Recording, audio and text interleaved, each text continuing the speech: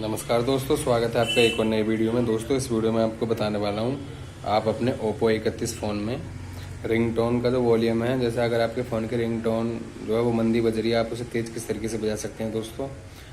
तो चलिए शुरू करते हैं। दोस्तों इसके लिए आपको अपने फ़ोन की सेटिंग में चले जाना है।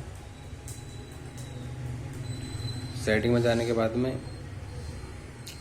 आपने नीचे क्लिक करना आना है, आपने साउंड एंड वाइब्रेशन पर क्लिक कर देना है। यहाँ पर क्लिक करने के बाद में जैसे मेरी अभी इस फ़ोन की रिंगटोन जो है वॉल्यूम जो है वो कम है, तो आप इसको फुल कर लेंगे। दोस्तों इस तरीके से आप अपने फ़ोन की रिंगटोन वॉल्यूम को बढ़ा सकते हैं। दोस्तों वीडियो अच्छी लगी तो वीडियो को लाइक कर देना, चैनल सब्सक्राइब कर लेना। मिलते हैं नेक्स्ट वीडियो में, तब तक के लिए जय हिंद।